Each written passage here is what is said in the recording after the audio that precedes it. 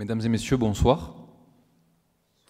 Nous vous remercions d'avoir répondu présent à notre invitation. Je suis Julien Cabrol, étudiant du premier certificat de finance islamique organisé par l'Institut El-Razali et Financia Business School. Mes compagnons de formation m'ont chargé de vous accueillir. Donc, au nom de toute notre promotion, bienvenue et merci de bien vouloir participer avec nous à cette soirée. Cette cérémonie, cette conférence conclut le premier certificat donc, organisé par l'Institut El-Razali et Financia Business School.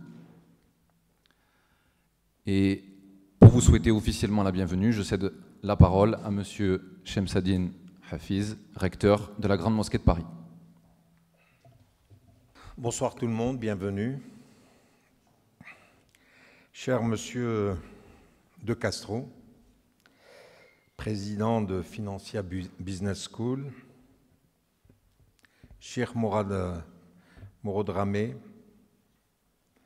Cheikh Ley, Madame, cher frère Hassani Fessassi, secrétaire général de la FAYACA, Mesdames, Messieurs, les intervenants de ce soir, chers amis, comme vous devez le savoir, la mosquée de Paris a été inaugurée en 1926 à la mémoire des soldats musulmans morts pour la France durant la Première Guerre mondiale. La Grande Mosquée de Paris, que j'ai l'honneur de diriger, est effectivement un lieu d'élévation vers Dieu, mais aussi et surtout un lieu ouvert à tous. Et cette mosquée est également un lieu de dialogue et de débat sur tout ce qui fait l'avenir de notre société. Depuis mon élection à la tête de la Grande Mosquée de Paris en janvier 2020, l'ensemble de mes actions convergent vers un objectif principal qui est de mieux faire connaître l'islam. C'est une mission ô combien importante en ces temps de méconnaissance, de division et d'instrumentalisation. C'est une mission ô combien importante pour que chaque citoyen de confession ou de culture musulmane vive en harmonie avec la société française et dans le respect des principes de la République. Pour accomplir cette mission, nous devons mettre en exergue les valeurs universelles de notre religion qui se conjuguent avec celles de notre société française et par ailleurs avec les autres religions. Nous devons aussi et surtout diffuser les richesses de l'islam, ce qu'il a inspiré comme religion de bon, de beau, à travers le temps et à travers le monde. Depuis 2020, j'ai installé le Conseil supérieur des sciences et de la culture de la Grande Mosquée de Paris, qui se charge notamment de mettre en valeur la manière dont l'islam laisse les hommes libres d'explorer le monde et sa nature, et dont les sociétés musulmanes se sont inscrites dans les avancées scientifiques de l'humanité. Aussi, la Grande Mosquée de Paris, depuis mon arrivée à son école des arts, on fait de la calligraphie, dispense des cours d'enluminure et de mosaïque.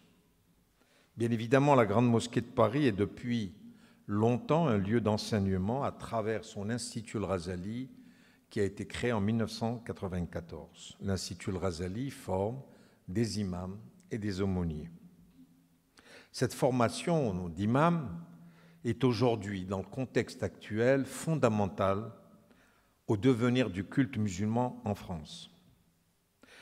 À mon arrivée, j'ai retrouvé, ce lieu d'enseignement et j'ai travaillé sa programmation et nous avons, depuis l'année dernière, créé plusieurs annexes. Il y a aujourd'hui 5 annexes à travers l'ensemble du territoire national pour la formation des imams.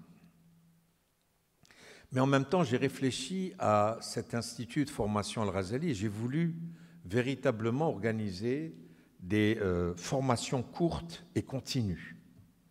Et c'est donc dans ce cadre que nous avons lancé la première session du certificat en finance islamique qui s'achève aujourd'hui et je crois de la plus belle des manières, lorsque je vois tout ce monde ici réuni dans cette salle. Ce certificat, pour moi, a pour but de former de futurs cadres et de sachants en matière de finance islamique. Il est aussi une première pierre à poser pour un écosystème favorable à cette forme de finance éthique qui rejoint naturellement les préoccupations de la Grande Mosquée de Paris, qui place justement l'éthique au cœur de chacune de nos actions. Je me réjouis d'avoir trouvé un partenaire de la qualité de Financia Business School pour poursuivre cette formation en finance islamique. Financia Business School apportera son expérience, ses compétences et sa philosophie d'ouverture vers la société et la réussite de chacun, quel que soit son parcours. Ce partenariat récemment signé nous permettra par ailleurs d'offrir aux acteurs associatifs de nos mosquées un catalogue d'autres formations professionnelles et techniques d'excellence. Notamment depuis la nouvelle loi confortant les principes de la République qui est sortie le 24 août dernier. C'est une loi qu'on appelle communément la loi contre le séparatisme islamiste. Cette loi prévoit de nouvelles mesures pour les associations gestionnaires de lieux de culte, qu'ils soient musulmans ou autres, avec un certain nombre de nouvelles formes de contrôle des finances. Et nous avons vu donc avec le président de cet organisme pour que nous puissions avec Financia Business School, voir comment nous pourrons aider les gestionnaires des lieux de culte musulmans à travers le territoire national pour qu'ils puissent avoir la formation adéquate, puisque à partir de la promulgation de la loi du 24 août 2021, toutes les associations gestionnaires de lieux de culte musulmans devront disposer d'un commissaire aux comptes. Donc il y a un travail de technicité qui va se faire et qu'il faudra aujourd'hui pouvoir faire en sorte que les gestionnaires puissent être formés. Avant de finir, permettez-moi de féliciter par avance les premiers étudiants de ce certificat en finance islamique pour l'organisation de cette table ronde et pour le diplôme que nous allons avoir le plaisir à leur remettre. Je vous remercie.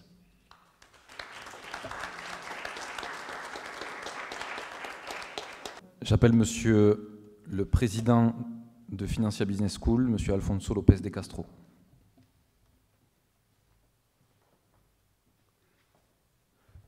Bonjour à tous, plutôt bonsoir à cette heure-ci.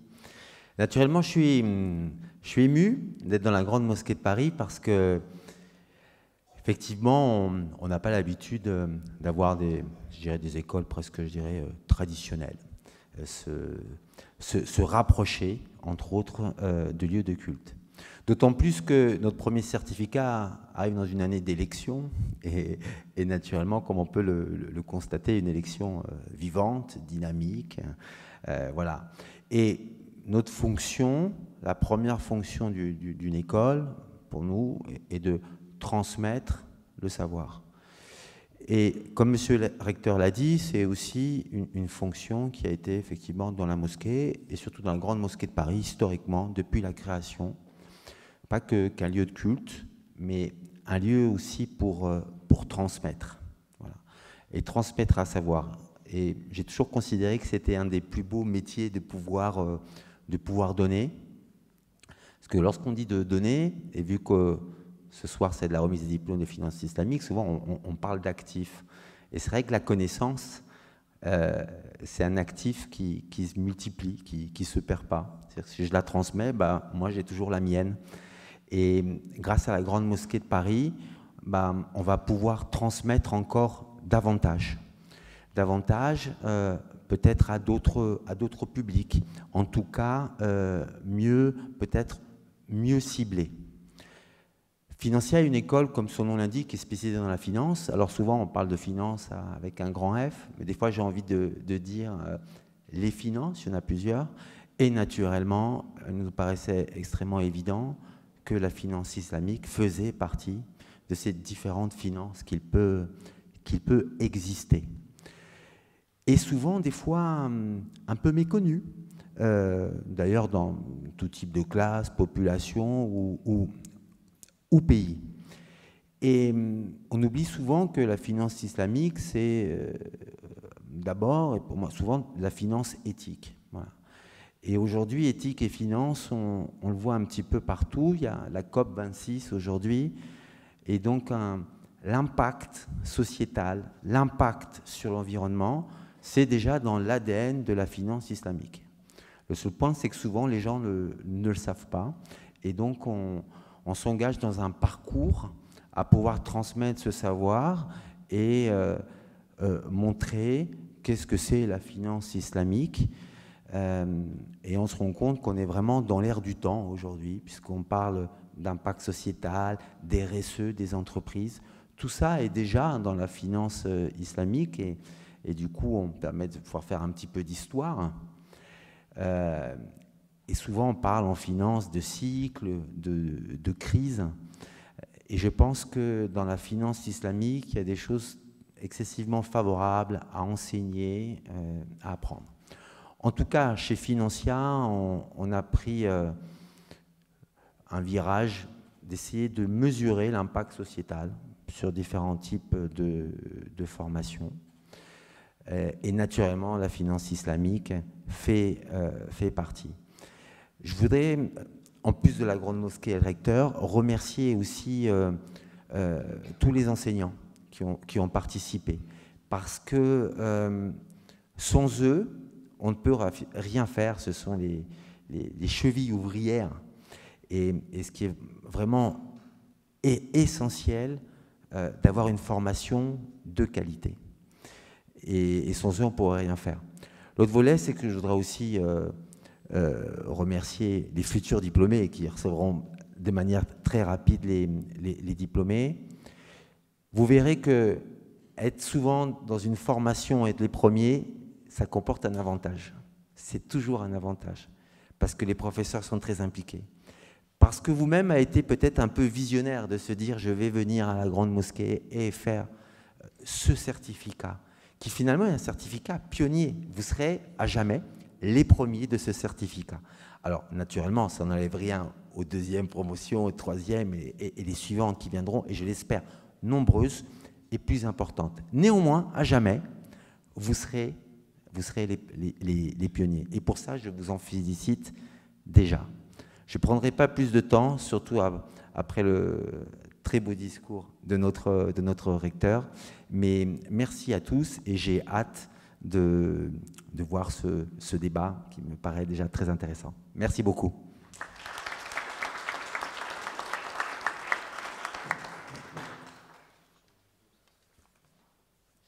Merci à vous deux, merci Monsieur le recteur, merci Monsieur le président de Financia Business School pour ces mots particulièrement chaleureux et souhaitons qu'ils aient, notamment dans le contexte de la loi dont vous avez parlé et de l'élection présidentielle que vous avez mentionnée, que les mots que vous avez eus aient la plus grande portée, à la fois pour le visage de l'islam et de la Grande Mosquée de Paris et de son rayonnement en France, et puis pour les formations originales qui sont appelées à être dispensées au travers de ce partenariat.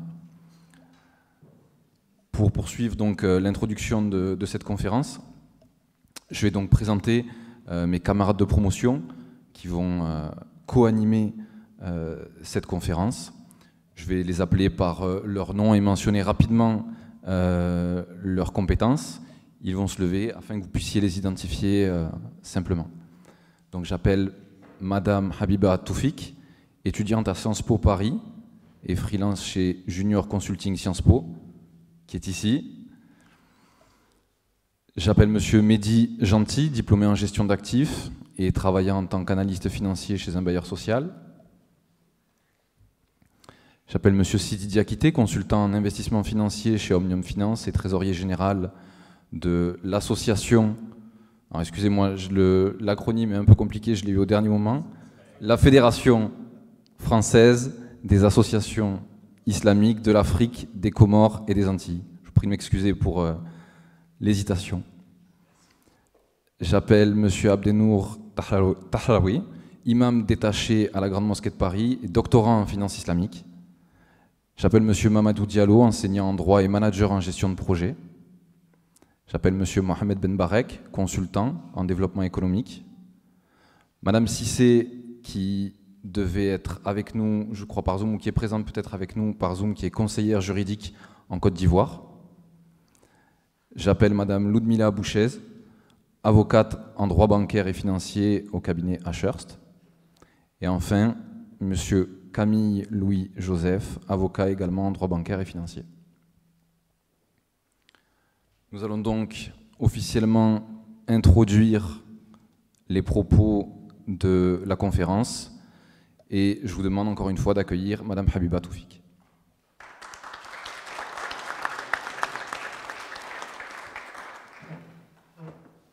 Si l'on devait dresser une définition de l'éthique en entreprise de manière graphique, cela ressemblerait plus à un nuage de mots plutôt qu'un dessin d'architecte. De plus, on passe facilement dans un article ou dans une conversation d'entreprise éthique à éthique en entreprise ou encore éthique au travail, le tout étant plus ou moins lié selon le contexte. Effectivement, en fait, parler de l'éthique en entreprise, excusez-moi, je perds un petit peu mes mots. Parler de l'éthique en entreprise est un sujet qui aujourd'hui n'est pas extrêmement précis.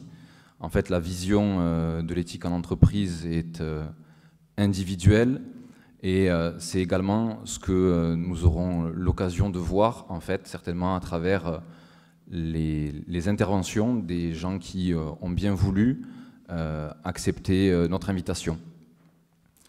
Pardon, excuse-moi.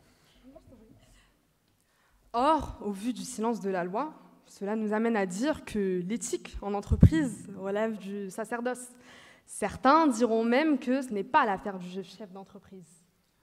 Oui, effectivement, si en fait on se fie à la loi et donc au silence de la loi, comme l'a dit Habiba, en fait, l'éthique en entreprise est une affaire individuelle. On l'aura constaté dans l'histoire, sauf en cas de problème, car lorsque les catastrophes en fait surviennent, l'absence d'éthique des dirigeants des entreprises concernées, en fait, devient, une fois que les catastrophes surviennent, l'affaire de tous. Et malheureusement, si les bénéfices préalablement engrangés restent la propriété de ceux qui se sont abstenus d'avoir une éthique à la base de leur projet, la facture correspondant à ces catastrophes, elle, demeure une astreinte collective. Je cède maintenant la parole à mes collègues de formation afin qu'ils engagent la discussion avec les intervenants qui ont accepté notre invitation.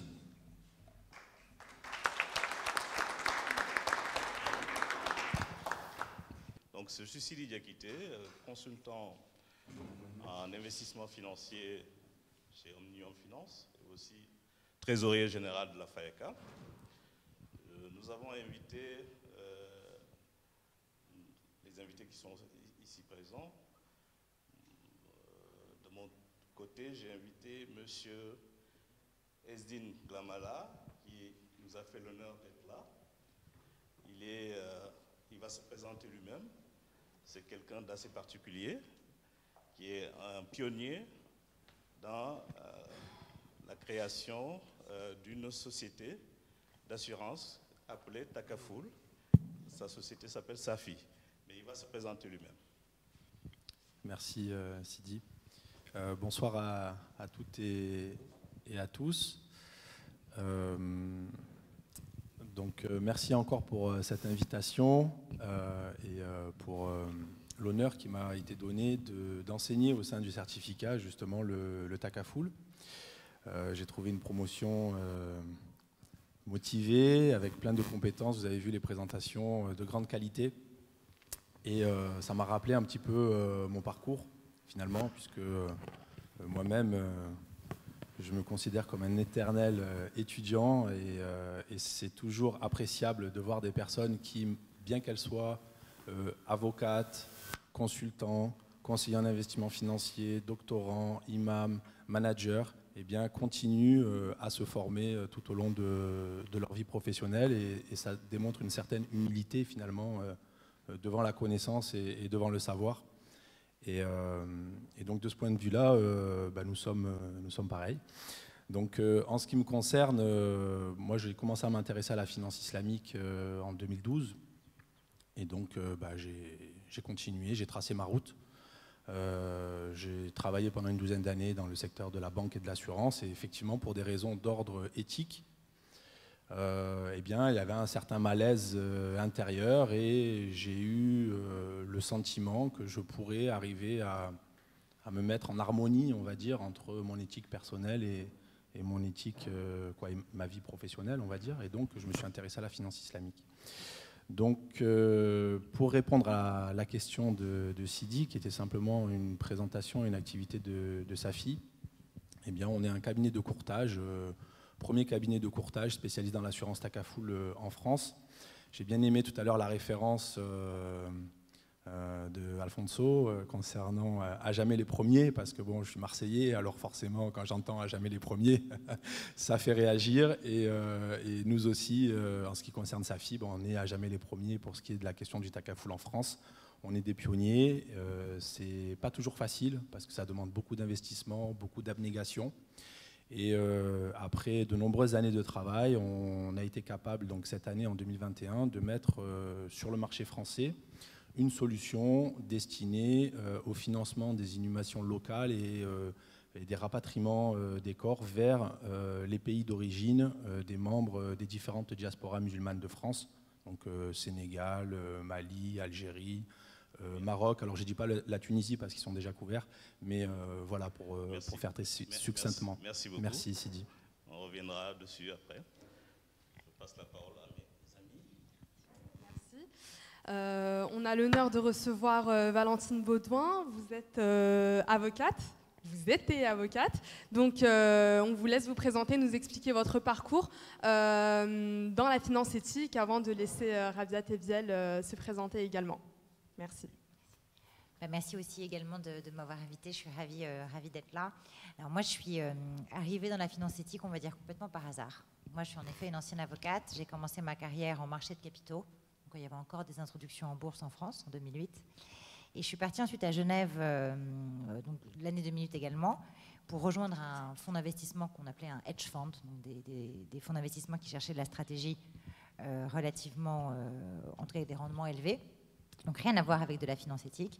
Et il se trouve, pour l'anecdote, que c'est à travers le fonds dans lequel je travaillais qu'on avait une grosse exposition chez Bernard Madoff. Donc voilà, 3 milliards d'expositions chez Bernard Madoff.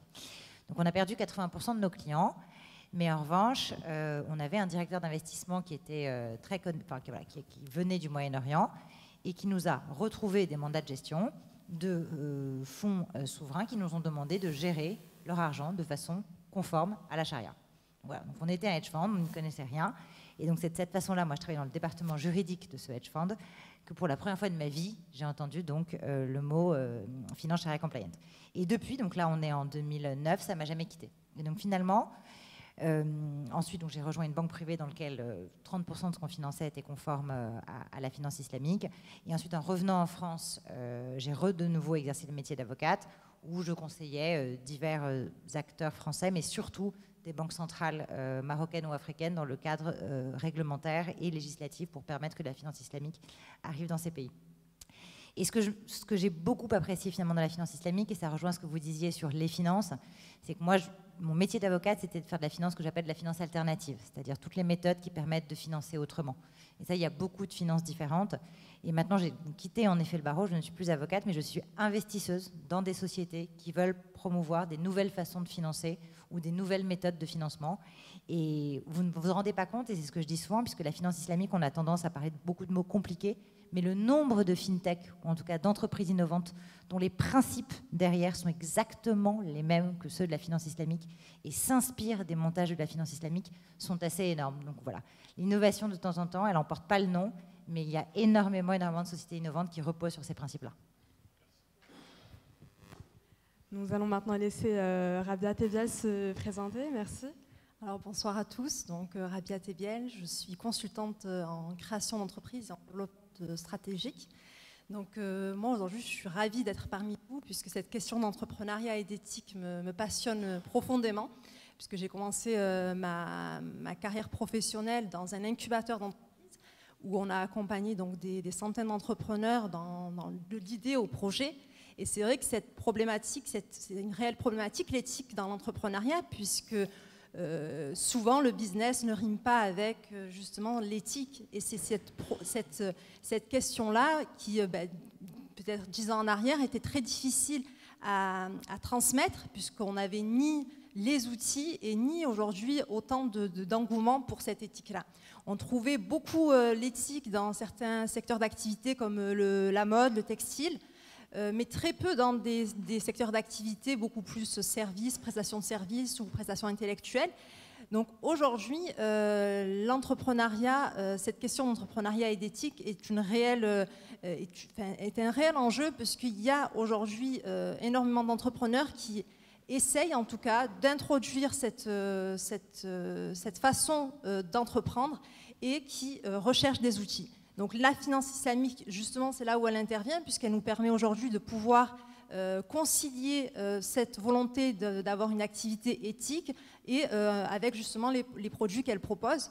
Donc en 10 ans, je trouve qu'aujourd'hui, l'activité, l'entrepreneuriat éthique a énormément évolué, en partie grâce à la finance islamique, mais à la finance éthique alternative, qui s'est développée principalement, justement, comme le disait ma collègue, à travers justement les fintechs aussi, qui ont permis ce développement rapide. Donc, ravi d'être ce soir avec vous pour échanger à ce sujet. Bonsoir à toutes et à tous. Au nom de ces prestigieux invités qui nous ont accordé le plaisir et le bonheur d'être des nôtres ce soir, il y a M. Jérémy Le Petit, et qui donc va se présenter à nous. Bonsoir.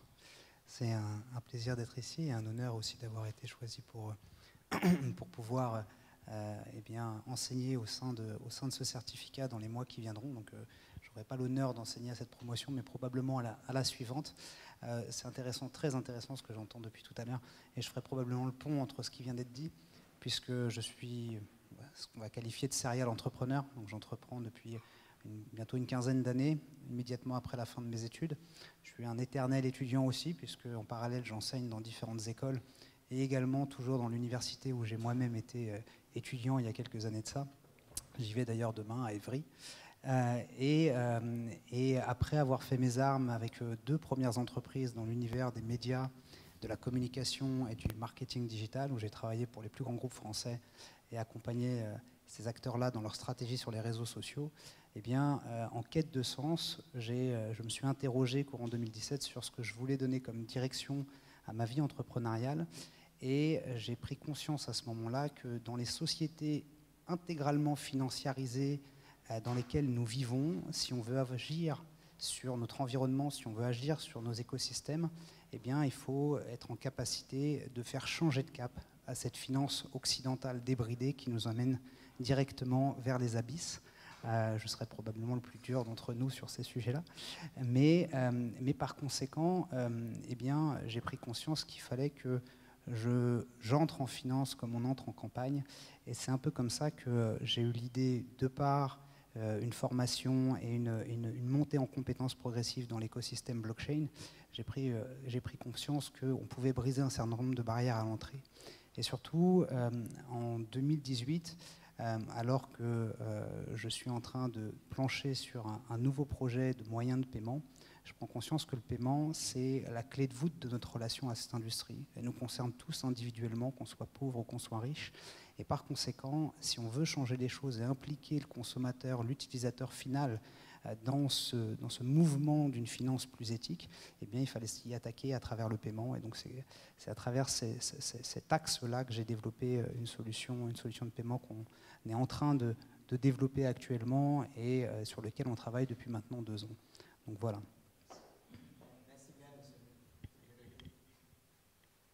bonsoir à tout le monde. Donc moi, je vais interagir avec Monsieur Rossello, banquier d'affaires, que je vais laisser se présenter à nous et nous en dire un petit peu plus sur son parcours. Vous avez la parole, Monsieur Rossello. Alors, bonsoir à tous et merci de m'avoir convié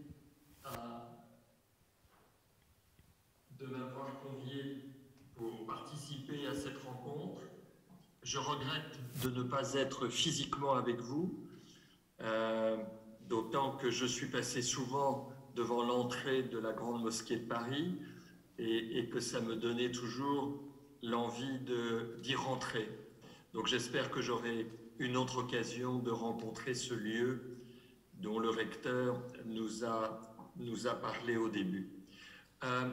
J'ai un parcours de banquier d'affaires strictement réservé et dédié aux entreprises de taille petite et moyenne, que l'on appelle soit les PME, soit les entreprises de taille intermédiaire, principalement en France, très largement majoritaire en Europe, mais également en Amérique du Nord, et notamment au Canada, aux États-Unis et même au Mexique. J'ai accompagné comme ça un peu plus de 200 entrepreneurs dans ma vie, pour faire un peu plus de 300 opérations financières, qui étaient soit des opérations de marché, soit des opérations que je qualifie de privées, avec avec d'autres entrepreneurs ou avec des fonds d'investissement. Ce que je retiens sur le thème de l'éthique, c'est que le postulat de l'éthique, c'est admettre qu'on est en conflit en permanence.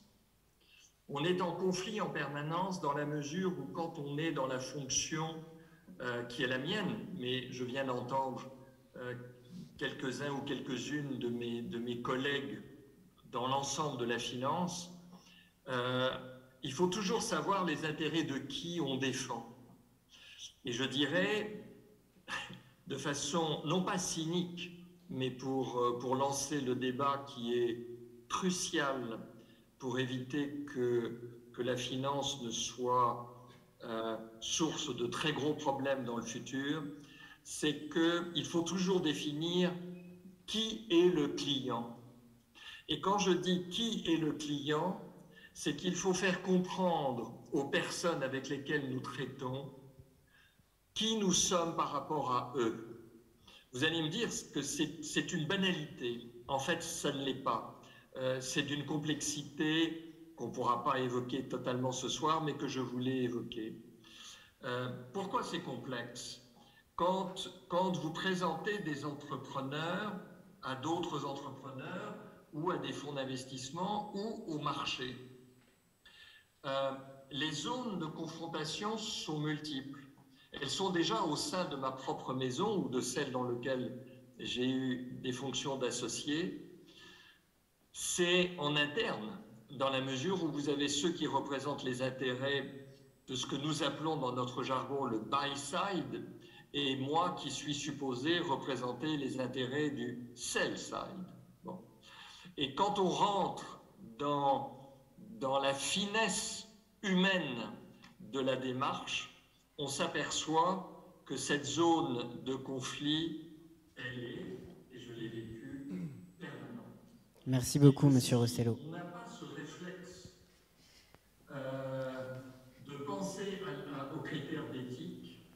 Il est possible de s'égarer et de ne pas avoir ce qui est, et certains des invités ce soir le savent, le premier critère de l'éthique, c'est d'être clair et intelligible à l'égard des partenaires dans notre vie professionnelle. Voilà mes deux premiers éléments.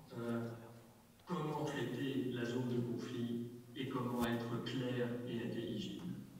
Merci beaucoup, Monsieur Rossello. Ça nous permet de lancer bien le débat. Merci beaucoup. Bonsoir à toutes et à tous. Merci d'être présents ce soir. C'est important pour nous, après de longues heures de réunion, de briefing, pour essayer d'organiser un événement qui aura un intérêt pour promouvoir l'éthique, pour promouvoir l'investissement responsable. Pour cela, j'ai choisi d'inviter Monsieur Faiz Ebadj, président de la société Norma Capital. Est-ce que vous m'entendez?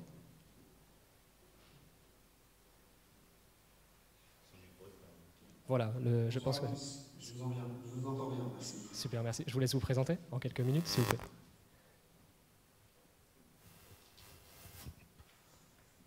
Donc j'imagine que c'est à mon tour de me présenter. Donc merci pour l'invitation, bonsoir à tous. Alors je suis Faiz Ebadj, président d'une société de gestion agréée par l'autorité des marchés financiers, spécialisée dans l'immobilier. Mon parcours est le parcours d'un entrepreneur classique dans un monde très réglementé, dans un monde très financiarisé, mais à l'échelle de l'immobilier. Et on en est assez rapidement venu de notre côté sur la logique d'investir de manière plus éthique et plus responsable du fait en fait de l'évolution des mœurs et surtout de l'évolution du besoin finalement et de l'orientation nécessaire des capitaux aujourd'hui pour relever un défi majeur qui est avoir plus de sens finalement dans l'investissement. En tant qu'investisseur, nous avons un rôle aujourd'hui de promouvoir des investissements qui soient plus durables, plus responsables et surtout qui mettent en place aussi une logique bien plus importante que seulement la logique de rapport rendement-risque, mais vraiment une logique supplémentaire qui aurait dû être intégrée déjà dès le départ dans la finance moderne. C'est finalement quel impact mon investissement va pouvoir avoir sur la société, sur l'environnement et sur quelque part tous les rouages qui peuvent animer ces deux grands principes.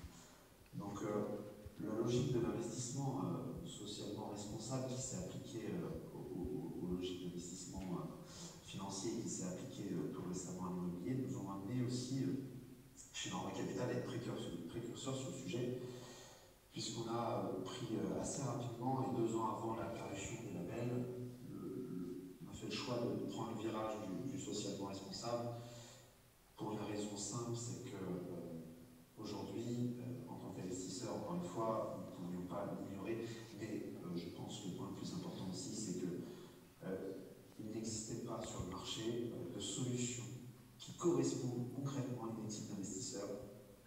Sur le marché, il n'y en avait pas. On a été les premiers à mettre en place des logiques d'exclusion sectorielle sur notre métier. On a été les premiers à mettre en place des logiques de mesure d'impact sur notre activité d'investissement.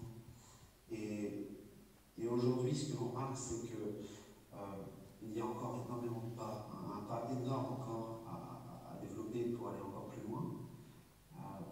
Et qu'aujourd'hui, ce que l'on sent, c'est qu'il y a une vraie envie.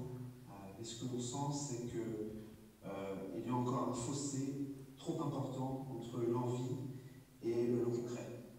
Et notre rôle à nous, en tant qu'investisseurs et en tant que promoteur finalement de solutions d'investissement éthique, c'est d'aider le marché à avoir plus de visibilité, plus de transparence, à donner des mesures, à donner de l'impact pour justement amener ces investisseurs à avoir une logique qui va justement sur une dimension supplémentaire, comme je le disais plus tôt, c'est aussi la durabilité, le sens de l'investissement. Merci beaucoup. Et je suis sûr... Merci beaucoup pour cette invitation et je suis ravi d'être entouré de toutes ces personnes, même si malheureusement je n'ai pas pu être présent physiquement puisque je suis en province aujourd'hui, mais j'ai été ravi d'avoir été convié et de pouvoir participer aujourd'hui à cette table ronde. Merci beaucoup.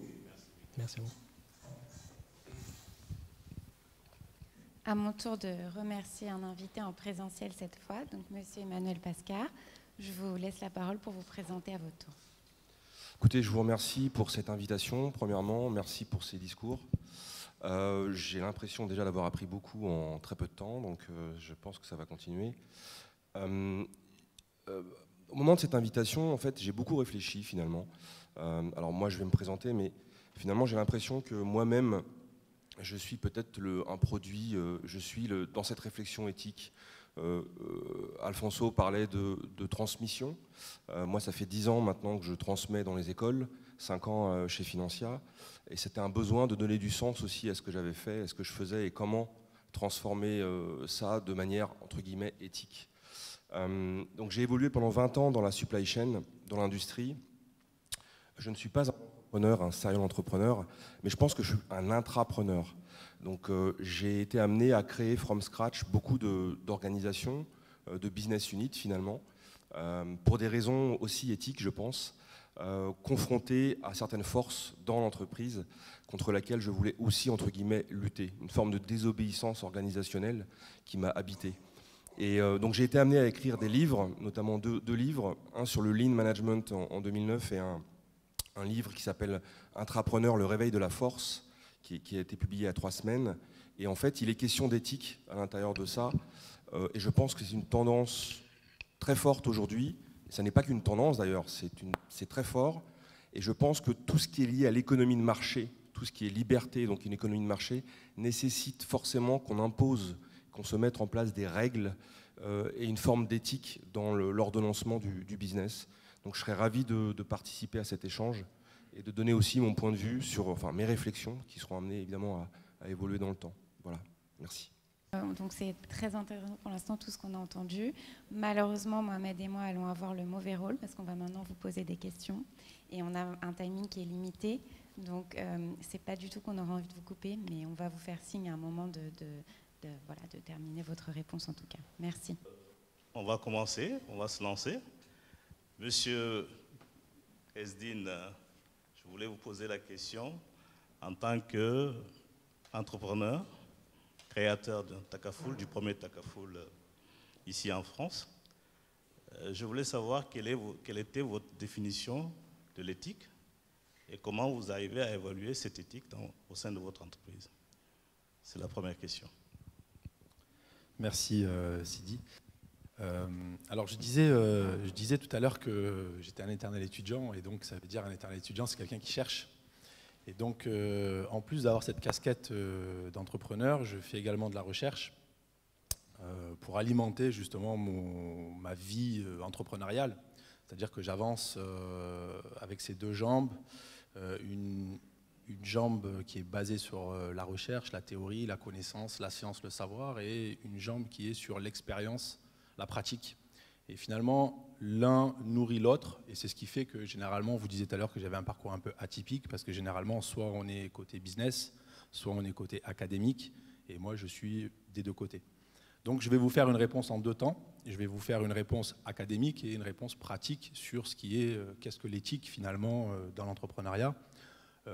Suivant tout d'abord mes recherches, puisque j'ai travaillé sur un ouvrage qui s'appelle « Islam et éthique des affaires économiques et financières ». Et donc je me suis interrogé sur le sens d'éthique. Et donc qu'est-ce que j'ai découvert? Alors très classiquement, éthique c'est du grec, ça vient de ethos, c'est le caractère. C'est le caractère habituel. D'accord?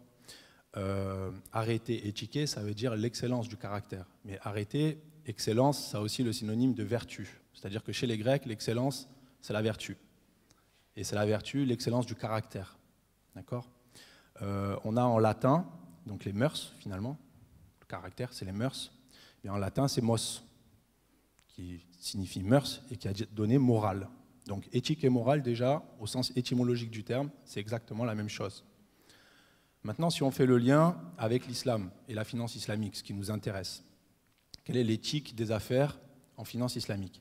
Eh bien, on a une parole du prophète, sallallahu alayhi wa sallam, qui dit qu'il n'est venu que pour parfaire le comportement, parfaire les mœurs, parfaire le caractère. Et donc là, on a un lien déjà entre éthique, morale et islam. Ça, c'est la découverte, je dirais, académique. Donc moi, au niveau entrepreneurial, qu'est-ce que j'essaye de faire? J'essaye d'appliquer des principes éthiques, moraux ou islamiques dans mon quotidien entrepreneurial. Et quels sont ces principes? C'est ce que j'ai découvert aussi, c'est la véracité, le respect des engagements, la transparence, l'honnêteté, la générosité. On va dire voilà, les grands principes qu'on retrouve dans les affaires, dans le muamalat. Donc moi, j'essaye d'appliquer cela au quotidien. Alors je ne sais pas si j'ai encore 3-4 minutes pour développer ou pas, parce que je peux aussi vous faire, si vous voulez, vous raconter une petite anecdote, je dirais, entrepreneuriale qui m'est arrivée. Avant de faire du Takaful, j'étais également grossiste dans la commercialisation justement de produits financiers, essentiellement investis dans l'or. Et j'étais responsable de la distribution sur les 3 marchés francophones de la Belgique, du Luxembourg et de la France. Donc j'ai fait le sourcing, j'ai trouvé un fournisseur, j'ai adapté l'ensemble pour pouvoir commercialiser cela sur les marchés francophones et j'ai construit un réseau de distribution. Dans les contrats initiaux, il n'était pas prévu de clause d'exclusivité qui pouvait me permettre de me protéger, c'est-à-dire que mes distributeurs et mon fournisseur me squeezent quelque part. Parce que j'étais naïf, j'avais jamais été grossiste de ma vie et j'ignorais cela. Et donc ce qui devait arriver arriva, et il arriva à un moment donné où finalement j'ai un distributeur qui s'est mis directement avec le fournisseur. Alors qu'ai-je fait ? J'ai demandé, pour sauver la face, entre guillemets, j'ai demandé une compensation financière au fournisseur. Et cette compensation financière devait représenter 10 à 15% du chiffre d'affaires que je réalisais annuellement avec lui. Et donc le calcul qui a été fait par le fournisseur a été de dire, il me demande 10 à 15% du chiffre d'affaires.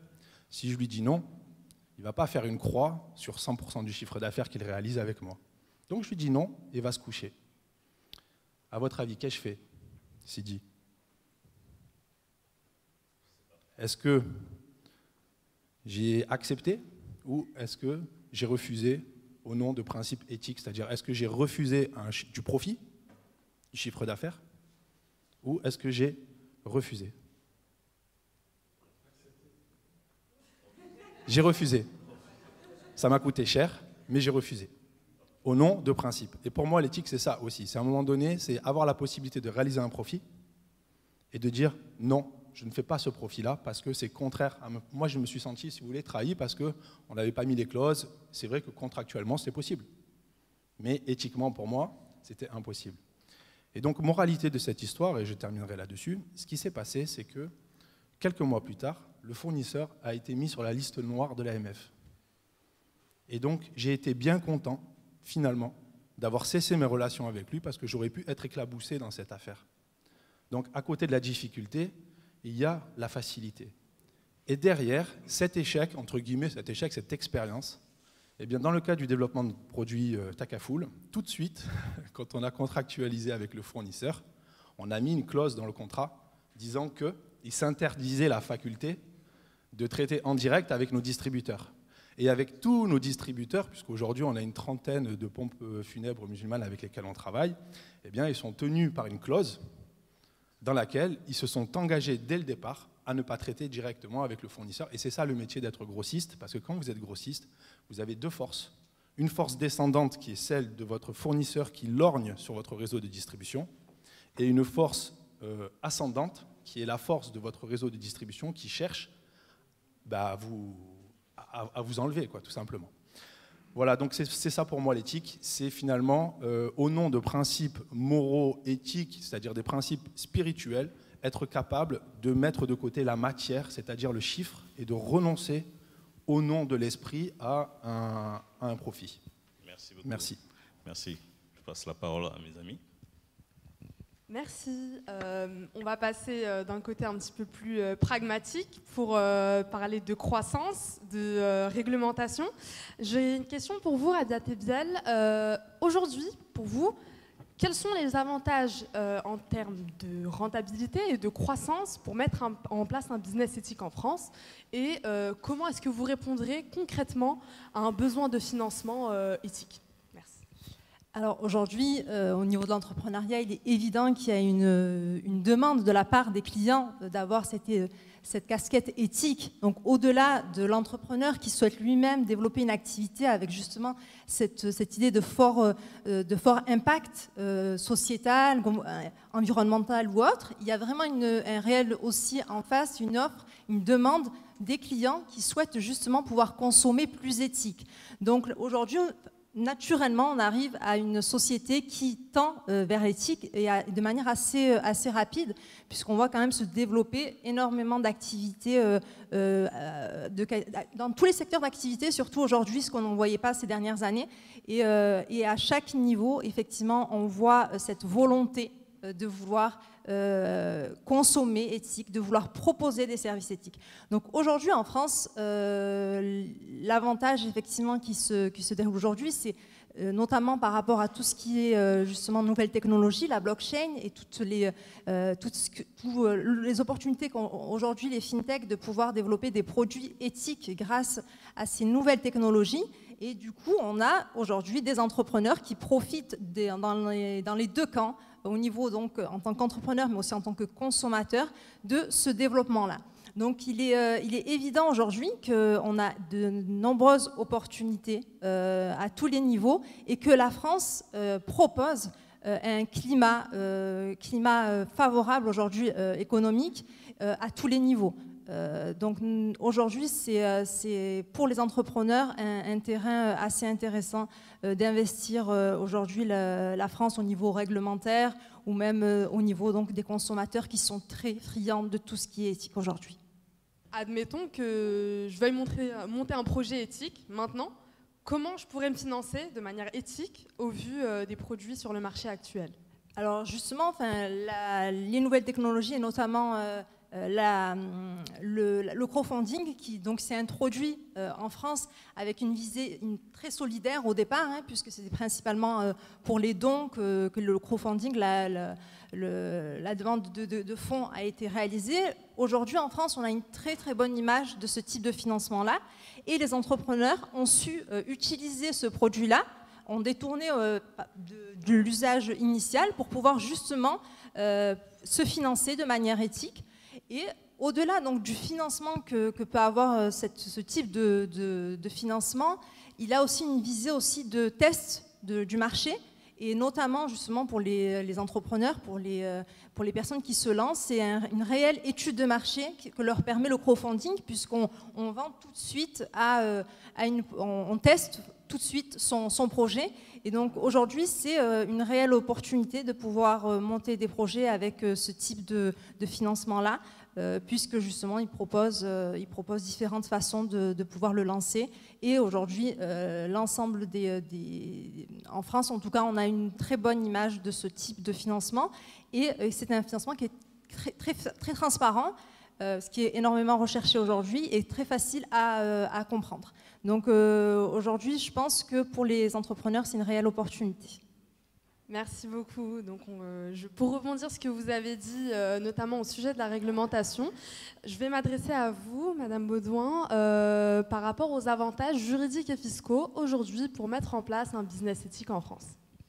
Alors peut-être, et je vais rebondir en effet sur ce que disait la très bonne définition d'Esdine, c'est-à-dire qu'il y a quelque chose, on parle beaucoup d'éthique, mais il y a quelque chose en tout cas en France qu'on a mis en avant ces dernières années, c'est que maintenant les entreprises, en plus de leur objet social, peuvent avoir une mission. Voilà. Et plus qu'une éthique, c'est voilà, quand on crée un... Je vais parler de finance éthique, et donc je suis assez d'accord, parlons de finance islamique. Voilà. Il y a comment est-ce qu'on finance, et donc ça, comment est-ce qu'on finance une entreprise. Moi, je travaille dans un fonds d'investissement, donc mon métier, c'est d'investir les capitaux d'investisseurs dans des jeunes projets innovants qui deviendront des leaders de demain. Le métier du fonds d'investissement ou du crowdfunding, c'est de l'investissement en capital. Donc il est conforme. Il est conforme à l'éthique et de recevoir ce type de financement est conforme, en tout cas, au principe. En revanche, derrière, après, c'est qui est-ce qu'on finance. Moi, mon métier tous les jours, c'est de se demander qui est-ce que je finance. Et de plus en plus, il y a des entrepreneurs qui se disent qu'en plus de gérer une activité économique, ils veulent avoir une mission sociétale.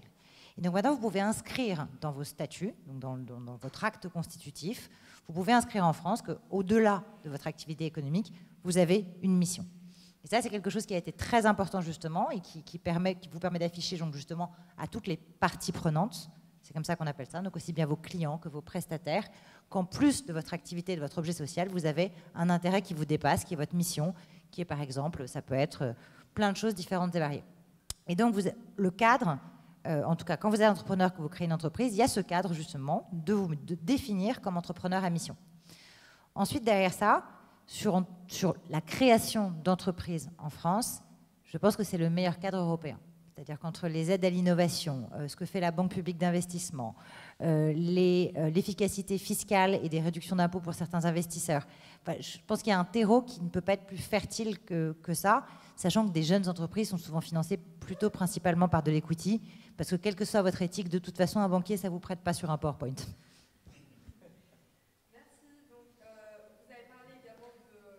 Activité au sein de la gestion de Founders Future. Est-ce que la gestion de fonds est l'apogée du business éthique par excellence dans la mesure où elle accompagne l'économie réelle? Alors, c'est toujours la même chose, c'est qu'un fonds, c'est jamais qu'une enveloppe qui regroupe un certain nombre d'investisseurs, qui est gérée par des professionnels de l'investissement, chacun dans leur domaine. Donc moi, le mien, c'est réellement ce que je disais, donc le PowerPoint est le tout début de l'entreprise, avec, si possible, enfin, dans des secteurs dans lesquels la tech ou le digital peut permettre finalement d'améliorer les choses. Vous pouvez, et c'est souvent quelque chose que je dis, c'est qu'on entend de plus en plus parler maintenant de tech for good, mais tech for good veut dire qu'il y a d'autres entreprises qui sont tech for bad. Voilà. Et moi, je fais partie de ces gens qui considèrent que voilà, tech for good, c'est pas forcément tech for bad, dans l'inverse.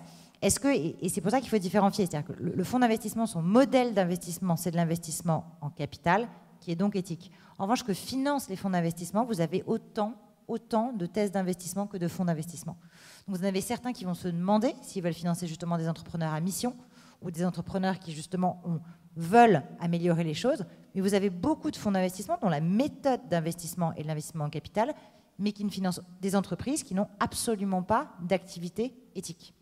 Donc c'est plutôt en tant que votre responsabilité d'investisseur de savoir qu'est-ce que vous voulez financer et surtout avec qui vous avez envie de passer du temps. Le métier d'investisseur, pour moi, est un métier sur lequel l'éthique, en tout cas, surtout quand vous commencez, qu'un entrepreneur vous fait confiance pour vous avoir comme associé, parce qu'on parle beaucoup souvent d'investissement, etc., mais vous allez passer 8 ans, 10 ans avec... ça met du temps en France de faire une belle société. Il y a un truc qu'on dit très souvent, nous, chez Founders Future, c'est qu'on ne fait pas un bon couscous au micro-ondes. Voilà. Et que donc, on ne fait pas une belle start-up et on ne fait pas un leader mondial en 2 ans.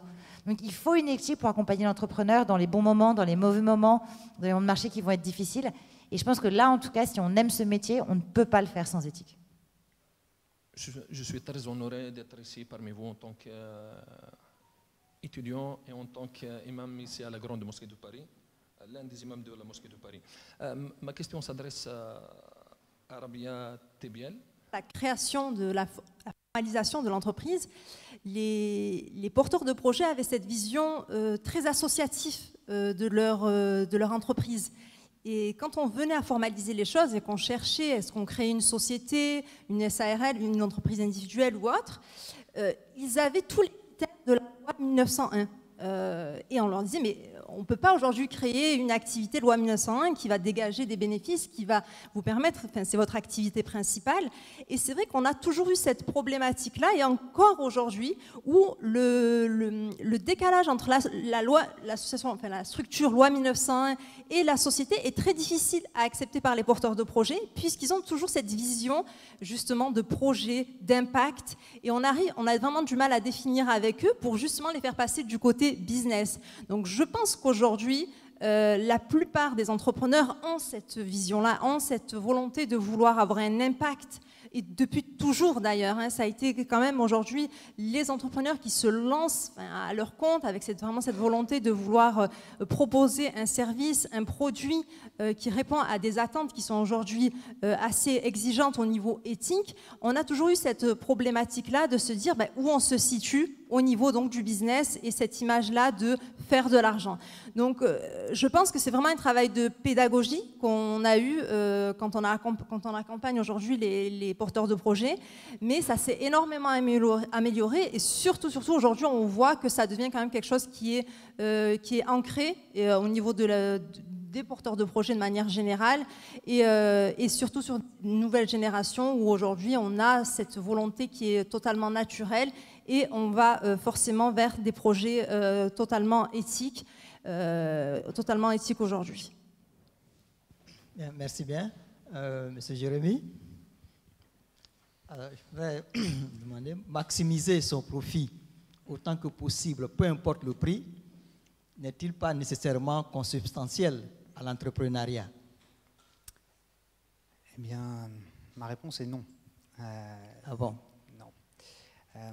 C'est sûr que quand on se lance et qu'on lance une entreprise, et je comprends parfaitement la problématique qui se pose auprès de beaucoup d'entrepreneurs qui cherchent à développer des entreprises à mission et des entreprises à impact, parce que très rapidement, ils ont tendance à basculer dans le contexte effectivement de la loi 1901 et finalement, on se rend compte que leur modèle repose sur un modèle associatif plus que sur un modèle économique.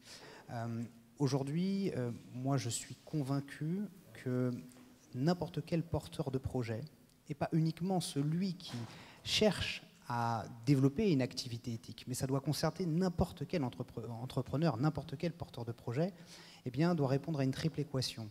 Une triple équation qui répond dans un premier temps à une problématique de marché, de quoi mon client a besoin, qu'est-ce que je lui apporte, à une problématique de viabilité économique, comment est-ce que je génère de la croissance et comment est-ce que je génère du profit autour de cette activité. Et enfin, et c'est là où on change de paradigme, c'est comment est-ce que je réponds en même temps aux enjeux sociétaux de notre époque. Pour moi, il est devenu inconcevable, dans le contexte actuel et au vu des connaissances que l'on a du monde dans lequel on évolue, de ne pas prendre en considération ces trois paramètres-là. Et c'est simple, si on continue dans la trajectoire qui est la nôtre, et c'est la grande problématique du capitalisme financier, c'est que bientôt, il n'y aura plus de marché sur lequel faire reposer nos activités. Donc on est contraint par la force des choses, par les exagérations du passé, à construire des modèles économiques qui intègrent cette problématique sociétale. Et je pense que la réponse, en tout cas, nous, et je pense avoir trouvé une réponse à cette problématique pour éviter de basculer dans l'entreprise, ou plus exactement dans le caractère associatif de l'entreprise à mission. Je pense qu'il faut intégrer, et c'est ce qu'on a fait chez Retrib, intégrer à la racine de notre modèle économique cette prise de responsabilité sociétale. Et si je prends l'exemple de Retrib, aujourd'hui, on se rend compte qu'il y a une tendance de fond à consommer des produits et des services de plus en plus responsables, sociables, équitables. Paradoxalement, les moyens de paiement qu'on utilise pour se les fournir, c'est-à-dire le comment on se fournit ce quoi, eh bien, eux ne rentrent pas du tout dans cette prise de considération-là. Et donc, il nous manque un maillon à la chaîne de consommation responsable qui est le comment est-ce qu'on achète ces produits et ces services responsables. C'est ce qu'on essaye d'apporter avec Retrib. Et si je dois illustrer finalement la triple équation que j'évoque, c'est qu'avec Retrib, on est en train de construire sur une infrastructure blockchain qui nous permet de finalement briser les barrières à l'entrée qui peuvent exister dans cette industrie financière. Eh bien, on construit sur une infrastructure blockchain un nouveau moyen de paiement qui s'affranchit de l'intermédiation des acteurs bancaires dans la transaction digitale pour proposer un nouveau modèle économique. Ce n'est pas juste, comme je le vois trop souvent dans l'écosystème FinTech, de la digitalisation de services existants. Ce dont on a besoin, c'est une disruption des modèles économiques. Et donc avec Retrib, ce qu'on fait, c'est qu'on propose un moyen de paiement qui, à chacune des transactions qui est opérée, reste intégralement gratuit pour l'utilisateur, comme c'est le cas avec sa carte bancaire traditionnelle, mais sur la commission qu'on va prélever aux commerçants, on décide unilatéralement, c'est la fameuse taxe Tobin qui a été un serpent de mer infini, on décide unilatéralement de reverser systématiquement un tiers de cette commission, donc de notre revenu, au financement de projets socio-environnementaux. Donc, en opérant de cette manière-là, on peut tendre vers une croissance infinie de nos profits. On aura une contribution sociétale qui elle-même sera infinie. Donc on peut tout à fait concilier recherche de profit et prise de responsabilité, financement des enjeux sociétaux de notre époque. Ok. Mais pour aboutir à ce résultat-là, à quel type de gouvernance, selon vous, devrait-on avoir recours à ce jour qui serait socialement salutaire? Je ne dirais pas qu'il y a eu un type de gouvernance qui serait salutaire. Ça voudrait dire qu'il n'y a qu'une seule forme de gouvernance possible. De la même manière qu'il y a plusieurs formes de démocratie ou plusieurs formes de gouvernance dans certains pays et qui fonctionnent très bien en fonction de la taille de ces pays, moi je suis un partisan de la décentralisation de par bien évidemment mon appétence pour l'écosystème blockchain, mais pour une décentralisation avec finalement des gouvernances locales très centralisées. Je pars du principe que tout est une question d'intention. C'est un sujet qui reviendra, je pense, souvent au cours de cette conférence et de cette table ronde. C'est une question d'intention. Je ne crois pas au solutionnisme technologique, pas plus que je crois au solutionnisme des gouvernances. Je crois aux intentions des gens qui portent des projets, je crois aux intentions des gens qui lead des organisations, qui dirigent des organisations ou qui gouvernent des sociétés. Donc, rien n'empêcherait, pour citer Frédéric Oudéa, patron de la Société Générale, aujourd'hui de décider unilatéralement une totale transparence dans les activités de la Société Générale. excepté peut-être son conseil d'administration. Mais c'est encore une fois une question d'intention. Donc je crois à l'intention des porteurs de projets, je crois à l'intention des gouvernants, et je pense qu'il est temps aujourd'hui de favoriser plus de décentralisation et de pousser à l'avant de la scène des altruistes ambitieux. Voilà. Ok, bien, merci bien. Alors donc je reviendrai à vous tout à l'heure pour la suite. Merci. Oui, monsieur Rossello, si vous voulez peut-être réagir, allez-y. Allez-y, allez-y. On vous écoute. Monsieur Rossello, vous pouvez réagir si vous le souhaitez. Je peux? Oui. C'est bon? Oui, allez-y. Allez-y. Allez-y. Ok.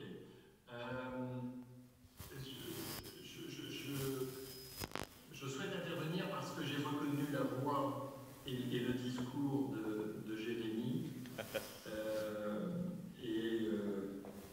Je lui rends grâce qu'à son âge et dans les métiers qu'il a vus, il ait effectivement le courage d'attaquer des problèmes qui sont immenses, mais je suis absolument convaincu que si on ne les adresse pas de façon tout aussi brutale, le réveil risque d'être difficile. Et je pense que ce soir, et notamment dans l'enceinte d'un lieu qui recherche une certaine sainteté de la part de l'activité humaine, on est au cœur du débat.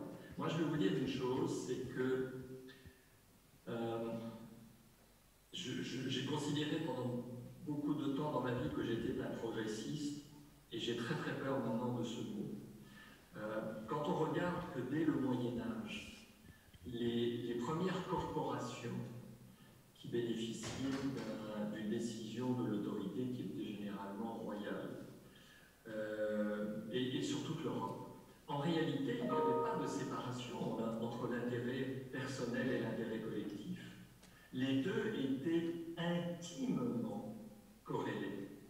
De même, on oublie que les fondateurs du libéralisme britannique, quand je dis britannique, anglais, du XVIIIe, ils n'envisageaient pas que l'intérêt égoïste puisse être en conflit avec la prospérité collective. Les deux étaient intimement corrélés.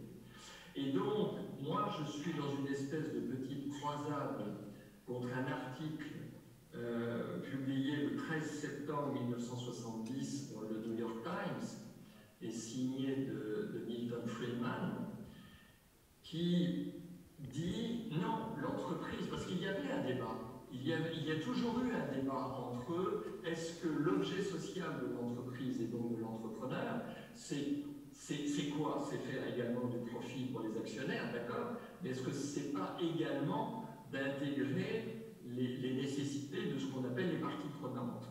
Et Friedman, avec un jugement d'autorité, a dit non. Le seul objet de l'entreprise, c'est de tirer le profit maximum. Et c'est ce substantif de maximum qui, de mon sens, est à l'origine de tous les problèmes que nous essayons de traiter ce soir. Pourquoi? Parce que vous me donnez n'importe quel projet, le plus pourri de la Terre, mais en me disant qu'il faut que je sorte du profit, je vais le sortir. Mais ça sera au détriment des employés, des fournisseurs, des clients, de l'État, etc.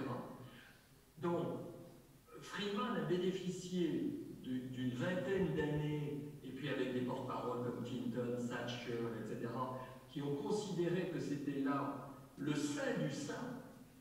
Or, pour moi, soit on est dans une recherche de profit, et je reconnais que c'est une difficulté de tous les jours, et je remercie Aziz de dire qu'il a dit non à un projet, parce que ça m'est arrivé dans ma vie, et que mes associés m'ont dit, mais tu n'as pas le droit, l'intérêt de la firme, c'est de faire ce deal. Et je dis non, l'intérêt de la firme, c'est de créer une réputation qui attire des clients, qui attire des talents.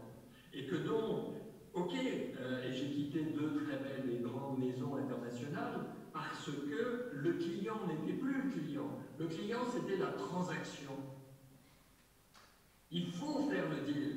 Non, il faut que l'on ait, même s'il semble que ce soit un jugement extrêmement difficile, il faut qu'on ait notre libre arbitre pour dire non, dans l'intérêt des parties, à échéance de 5 ans ou 10 ans, cette transaction n'est pas la bonne.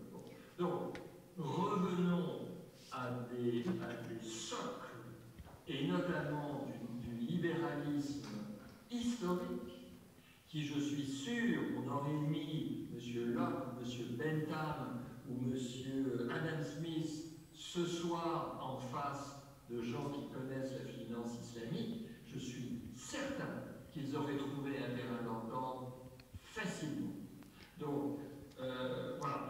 Merci beaucoup, M. Rossello. L'enthousiasme qui me caractérise, parce que je boue dans mon univers de gens qui me disent non, c'était la logique du profit maximum, donc la dictature de l'immédiateté. C'est ça qui est mortifère.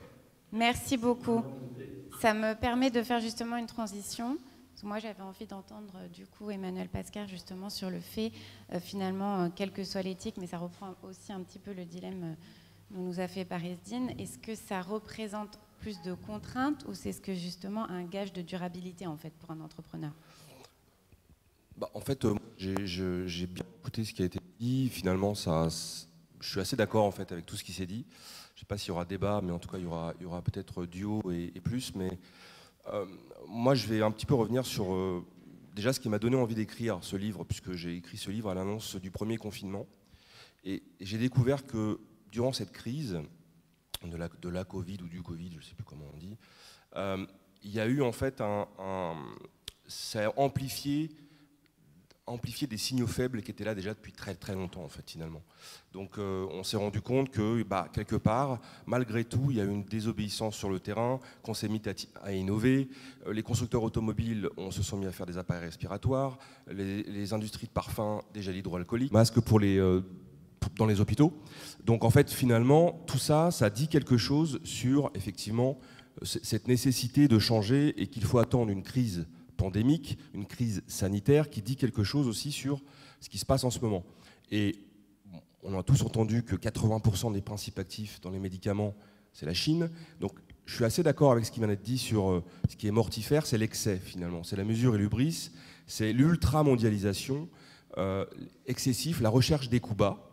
Moi j'ai commencé à travailler, on parlait des premières populations d'acheteurs qui faisait le MAI Bordeaux. On a parlé de cost killing, où on avait dans les contrats des remises de fin d'année qui donnaient naissance à des mouvements ou en tout cas des comportements commerciaux bizarroïdes, entre guillemets, avec des cadeaux. Ensuite, maintenant, on appelle ça des recherches de productivité. Mais derrière la productivité, il y a toujours cette approche un petit peu à « offre-moi ça, offre-moi ci, baisse mes coûts ». Et finalement, on ne parle pas assez peu de valeur. Et on est passé de la performance, produire pour vendre, à créer de la valeur. Et derrière la création de valeur, on s'est tous engouffrés dans l'optimisation. Optimiser, optimiser, optimiser. Réduire les coûts, réduire les coûts, réduire les coûts.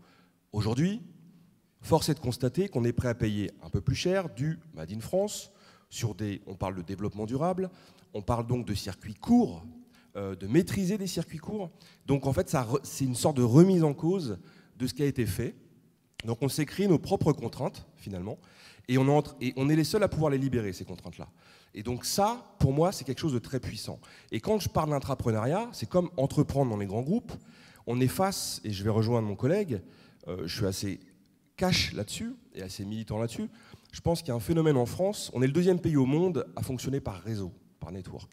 Il y a une sorte d'entre-soi qui est très présent dans les grands groupes, dans les entreprises, et je pense qu'il faut revenir à une situation de maker, de doer, faire, construire, avec le client, le marché en priorité. On passe d'une valeur d'usage d'un produit à une valeur d'utilité. Et oui, on se rend compte que quand on fait un panorama sur le plan social, 70% demain de la population active, c'est des générations Y et Z, des générations en quête de sens. On s'aperçoit sur le plan économique qu'on a eu 3 crises en moins de 10 ans. La crise des Gilets jaunes, excusez-moi, ce n'était pas une petite crise. La révolution de 1789, c'est 17 000 personnes sur une population française de 23 millions. Je crois que les Gilets jaunes, c'était bien plus si on fait le ratio par rapport à la population. Sur le plan politique, il y a une crise des gouvernances avérée. Donc on parlait de gouvernance en politique. Je pense qu'il y a une vraie crise de gouvernance et que oui, il faut redonner le pouvoir, entre guillemets, au local. Pendant la crise sanitaire, les collectivités territoriales ont été sollicitées bien tard, encore une fois. Et je pense qu'il faut revenir sur un modèle local, localisé, avec des makers. Et je pense que ça passe par l'éthique. L'éthique, c'est donner du sens. C'est dans l'entreprise. Entreprise, qui dit entreprise dit collaborateur, client, actionnaire. Donc c'est des personnes, tout ça, ce sont des personnes. Et qu'à un moment donné, il y a la finance alternative. Moi, j'ai participé à la première banque, la création de la première banque en France avec Philippe Dupont, l'ancien patron de Natixis, donc qui était une finance alternative pour financer l'économie française après la crise des subprimes, quand même, puisque il y avait à l'époque 2,9 millions de TPE-PME. Elles avaient besoin d'investir dans leur outil de production. BAL 2, BAL 3, rigidification, on prête moins. Si on prête moins, les grands groupes vendent moins leurs produits, leurs machines. Donc à un moment donné, ça tire pas vers le haut. Donc on a créé cette première approche alternative. Ensuite, il y a un point important aussi, je pense qu'il me paraît important, c'est l'innovation. Innover de façon disruptive, alors j'aime pas trop ce mot-là, mais innover, créer quelque chose, aller chercher un nouveau marché. Donc la capacité à exploiter des ressources existantes et aller chercher des nouvelles ressources. Et pourquoi pas avec les écoles, que les entreprises travaillent de façon éthique avec les écoles, plus proches des écoles, comme le font les États-Unis, comme le font l'Allemagne, par exemple. Donc tout ça, on sent qu'il y a une tendance très forte sur l'éthique et sur l'entrepreneuriat au sens large, redonner le pouvoir à ceux qui veulent faire. Les jeunes d'aujourd'hui, à 22 ans, ils créent des startups, des PME, ils ont compris la logique de financiarisation. Je ne sais pas si ça sert l'innovation ou pas. Souvent, ils créent pour vendre, mais peu importe. En tout cas, il y a une émulation qui est là. Donc je pense que ça passe aussi dans l'entreprise par un management plus autonome, plus libéré, et par redonner un peu le pouvoir aux entrepreneurs finalement, et qu'il n'y ait pas d'image derrière l'entrepreneur, le côté un peu mercantile, et justement, j'aime pas le mot atypique et atypique, parce que finalement, tout ce qui est alternatif me semble plutôt juste, ou nous pousse à avoir des raisonnements et des actions plutôt justes. Voilà. Bien, merci beaucoup. En fait, pour résumer, si je comprends bien, ça veut dire que si c'était le conseil que vous pourriez donner, c'est de revoir plutôt, si on veut embrasser une éthique à l'échelle locale, sortir peut-être en fait finalement de la mondialisation, mais refaire des circuits courts et plus locaux justement. Je pense qu'il faut être ancré dans son temps. Donc ancré dans son temps, c'est effectivement ça passe par un diagnostic en fait très précis. On peut prendre le pestel, ça paraît académique, mais politique, économique, légal, social, écologique. Effectivement, ce n'est pas au niveau écologique, en faisant des éoliennes, qu'on va résoudre le problème. Ce n'est pas par la solution technique qu'on va résoudre le problème de l'environnement. L'enjeu, il est démographique. Dans quelques années, on est 10 milliards. Bon, c'est pas en ayant beaucoup d'éoliennes qu'on va résoudre le problème. Je pense que ça passe par un changement profond de notre mode de consommation. Donc par, effectivement, une prise de conscience totale, et sur le plan pratique, quand on entreprend, ça passe par un diagnostic précis, d'être dans l'air du temps, donc faire quelque chose utile pour le climat, pour la planète, effectivement. Ça peut être le digital, pourquoi pas. Le digital, j'étais chez Epitech il y a très peu de temps, le digital, ils sont tous très forts en informatique, ils ont tous des applications, et 80% des applications qui ont été créées sont pour, entre guillemets, des enjeux sociétaux, pour la planète, pour la maladie, ce genre de choses. Donc ça, c'est plutôt bon signe, parce que la jeunesse, elle est prête. Aujourd'hui, c'est Hunger Games.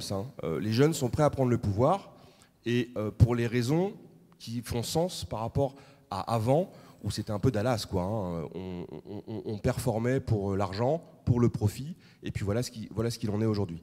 Donc moi, je pense que pratique, c'est un bon diagnostic, d'avoir un produit ou un service qui va servir effectivement, donc c'est gage de durabilité, et surtout avoir les bonnes équipes. On parle beaucoup aussi de raison d'être dans l'entreprise. C'est un mot qui revient beaucoup. Arrêtez de travailler sur votre produit pour dire pourquoi je le vends, comment je le vends. Travaillons d'abord sur les valeurs qu'on a au sein de l'entreprise. Pourquoi j'existe? Qu'est-ce que je veux vendre au client? Et dans cette relation qu'on va avoir avec le client, je parlais tout à l'heure de cost-killing, une relation durable, c'est créer de l'émotion et c'est créer une relation durable. Donc c'est vendre aussi, pas seulement un produit, mais une éthique. Donc on est là. on accompagne le client et de façon fiable. Donc je pense que ça c'est très important d'être aussi avec la bonne équipe. Et quand on entreprend, quand on va chercher de l'argent, capital risque, souvent c'est pas le produit qui compte, c'est pas l'idée qui compte finalement, c'est l'équipe. Voilà, les équipes, voilà, on sait que chacun d'entre eux, partagent les mêmes valeurs, ils ont le même rêve. Je pense qu'il faut continuer de rêver aussi, le même rêve, la même utopie de rendre le monde meilleur. Voilà. Une question qui me taraude. C'est une question ouverte. Elle s'adresse d'abord à mon invité, mais aussi à tout un chacun d'entre vous. Alors, donc, ma question, c'est que avant la crise sanitaire qu'on vient de vivre, le ratio global de la dette mondiale sur le produit intérieur brut, le PIB mondial, s'élevait à 322%. Et nous savons que pour amortir l'effet de cette crise sanitaire, tous les gouvernements ont dû s'endetter à nouveau. Pensez-vous que cette stratégie d'endettement perpétuel est tenable? Ou y a-t-il un autre modèle? Qu'est-ce que vous pouvez nous proposer dans ce sens-là? Parce que je trouve qu'à ce rythme-là, si l'on continue comme ça, on va devant d'autres crises encore.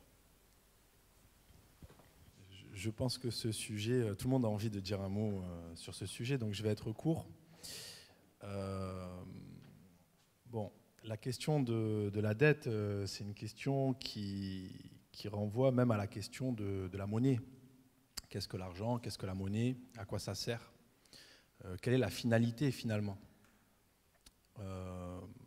Donc, autant il n'y a jamais eu autant d'argent en circulation aujourd'hui à la surface de la Terre, mais paradoxalement, il n'y a jamais eu autant de personnes qui en sont dépourvues et qui en manquent. Si on prend dans les 14 objectifs de développement durable de l'ONU, il y a un objectif qui traite de l'éradication de l'extrême pauvreté. Il y a à peu près 434 millions de personnes qui vivent avec moins de 1,50 $ par jour. Donc, autant cette question de la dette, bon, aujourd'hui, la création monétaire se fait par octroi de crédit. Donc, quelque part, le système fonctionne de cette manière-là. Donc, moi, ça ne me choque pas plus que ça, en fait, qu'il y ait autant de dettes, parce que ça veut dire qu'il y a énormément d'argent en circulation. Maintenant, la question, c'est est-ce que c'est de la bonne dette? C'est-à-dire, est-ce que c'est de la dette qui finance de l'exploitation, qui sert à couvrir des frais courants, ou est-ce que c'est de l'investissement qui va produire des fruits? Déjà, il y a cette question-là à laquelle il faut répondre. Donc, est-ce que c'est de la bonne dette? Et deuxièmement, est-ce que le capital est correctement alloué? Est-ce qu'on continue de croire effectivement ce mythe, on parlait tout à l'heure M. Rossello parlait de Milton Friedman, qui avait dit que la finalité de l'entreprise c'est de faire du profit. Il y a aussi un mythe qui est que les marchés financiers sont efficients, donc qui reflètent dans la valeur des actifs toute l'information disponible, donc limite ils sont omniscients quelque part. Si on parle d'efficience des marchés, on pourrait parler d'omniscience, mais on sait très bien que personne n'est omniscient sur Terre, sauf Dieu pour les croyants, et puis pour les non-croyants, personne n'est omniscient. Mais en tout cas, c'est une croyance irrationnelle, c'est-à-dire qu'on considère que les marchés ont cette forme d'omniscience. Et donc, on considère aussi qu'ils allouent le capital de manière optimale. Et quand on voit les différentes bulles qui sont créées dans différentes classes d'actifs, on voit bien que le capital est très mal alloué, puisqu'il y a, je vous ai dit, combien 434 millions de personnes qui vivent avec moins de 1,50 $ par jour. Et à côté de ça, on a, je sais pas moi, on a des sneakers, parce qu'elles ont été sorties en édition limitée, qui valent 4 000, 5 000 €, des baskets, qui, sorties usine Ex-Works, valent 1,50 € la pièce. Donc on voit bien qu'il y a un côté irrationnel dans le fonctionnement actuel. Donc je terminerai juste, vous avez vu, je ne vous donne pas une réponse tranchée, je terminerai juste sur un point, en revanche, c'est une découverte que j'ai faite récemment. Donc la richesse mondiale, aujourd'hui, il y a un rapport qui a été fait par le Credit Suisse Research Institute qui évalue la richesse mondiale à 460 000 milliards de dollars. Okay, sur cette richesse mondiale, il y en a 52% qui est de la richesse financière. Et on a également en parallèle l'ONU qui nous dit que les objectifs de développement durable, pour être intégralement financés, il faut entre 3 500 à 5 000 milliards de dollars par an. C'est-à-dire qu'aujourd'hui, on a financé la crise du Covid, mais on n'arrive pas à financer l'éradication de l'extrême pauvreté, on n'arrive pas à financer la préservation de l'environnement et des océans, c'est-à-dire préserver la biodiversité des océans, d'accord ? On n'arrive pas à assurer un accès à l'eau potable pour tous, pour toute l'humanité, parce qu'on a un problème de financement.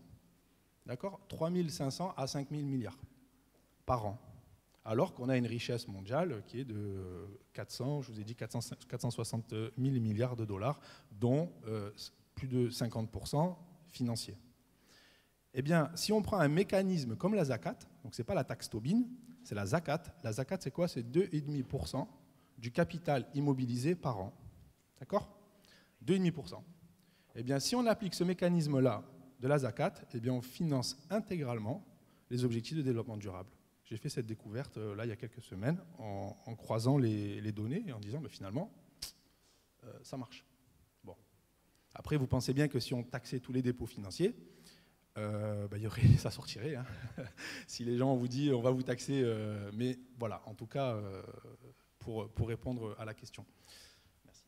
Je vais ajouter quelque chose, mais qui va également dans le sens des DIN et qui répond à votre question d'avant. Donc finalement, est-ce que finalement le capital risque, moi c'est ce que je fais, hein, donc j'investis de façon très tôt. Est-ce que c'est l'apogée de la finance éthique? Et je pense que la crise du Covid a montré que c'était exactement l'inverse. Parce qu'en fait, finalement, on parle beaucoup des jeunes générations et je vais donner quelques chiffres qui donc veulent donner du sens. Les jeunes générations, elles vivent surtout dans l'instantané sur les réseaux sociaux. Elles veulent surtout qu'on leur livre leurs courses en 10 minutes. Voilà. Et est-ce que finalement, l'argent est allé beaucoup ces dernières années dans énormément de projets qui justement ont permis qu'on livre des courses en 10 minutes? Et en fait, on s'est vraiment rendu compte que tout l'argent, et vous pourrez lire des blogs d'énormes fonds d'investissement américains, comme par exemple Andreessen Horowitz, qui dit que c'est un peu l'échec de notre métier. Parce qu'on a financé aucune finalement innovation qui a permis de lutter contre cette crise sanitaire. Donc l'innovation, voilà, donc c'est une vraie remise en cause, donc on finance plein de choses et c'est super. Mais en tout cas, est-ce que les milliards qui ont été injectés dans l'innovation, dans le capital risque, donc sur la dette, ça ne répond pas forcément à votre question, mais en tout cas sur le financement de l'innovation des entrepreneurs et des entreprises innovantes, c'est quand même un énorme constat d'échec. Voilà. Et donc, il faut se rendre compte aussi de ça un peu. Et la deuxième chose aussi, et ça vraiment on le voit beaucoup, c'est que, et ça je vais rejoindre ce que tu dis, c'est qu'on est tous justement pour vouloir financer les entreprises à impact ou pas, et en se disant on peut consommer Made in France. Mais la réalité en France, c'est qu'il y a 80% des gens qui ne peuvent pas se payer un gel douche solide qui sera meilleur pour la planète à 15 €. Et qu'il y a vraiment aussi quelque chose, et l'inclusion financière, et que finalement, et moi ce que je vois tous les jours dans mon métier, c'est qu'il va vraiment y avoir une société à deux vitesses. Et que ça, je pense que c'est l'un des messages les plus importants. On parle beaucoup d'économie green et de consommer mieux, etc. Et tout, mais il y a quand même un vrai argument qui est le prix. C'est quand vous regardez sur un site e-commerce, quand la livraison augmente de 10 centimes, vous avez 80% de drop d'abandon. Et que ça, c'est vraiment une vraie question pour moi, c'est qu'est-ce qu'on finance avec cet argent? C'est pas la dette, mais le capital en ce moment. Je ne suis pas sûre que ça soit l'apogée de l'éthique. C'est très intéressant. Je vais probablement enfoncer le clou. C'est pour moi quelque chose qui ne me donne absolument pas foi dans la finance traditionnelle, conventionnelle.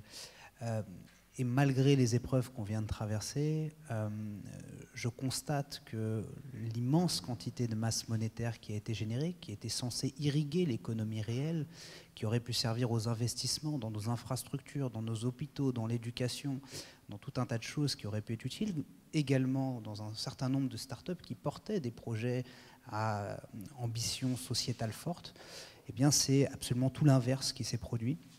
On a des digues qui ont sauté, toute cette masse monétaire qui était jusqu'à présent bloquée dans le permafrost des marchés financiers a contribué à la création d'une quantité phénoménale de fonds d'investissement. On a vu presque plus de fonds d'investissement émerger ces derniers mois que de start-up se créent. C'est bien plus intéressant puisque ce sont des officines non réglementées comme le sont les banques. Et on a vu, moi qui viens du milieu de l'entrepreneuriat, et donc je côtoie un certain nombre d'entrepreneurs, je connais les fondateurs de Sorar, pour ne citer qu'eux. C'est une formidable entreprise et une formidable aventure entrepreneuriale, mais comment se fait-il qu'une entreprise comme celle-ci réussissent à lever 680 millions d'euros. Comment se fait-il qu'en l'espace d'un an, on voit 18 startups françaises devenir des licornes, et ce n'est pas qu'en France, c'est partout en Europe, alors que l'économie réelle est en PLS dans le caniveau? Comment se fait-il que les fonds d'investissement financent ce genre de projet? Qui jouera au Fantasy Football avec une carte NFT numérique de Lionel Messi quand un pain au chocolat coûtera 25 € à cause de l'inflation et qui fera 50 degrés à l'ombre? Moi, je me pose la question. Notre économie est devenue, notre finance est devenue inefficiente. Et ce n'est pas nouveau. Aujourd'hui, on achète 1 point de croissance avec 2 points de dette. Le réel, c'est ça. Et en réalité, on est en récession depuis 40 ans.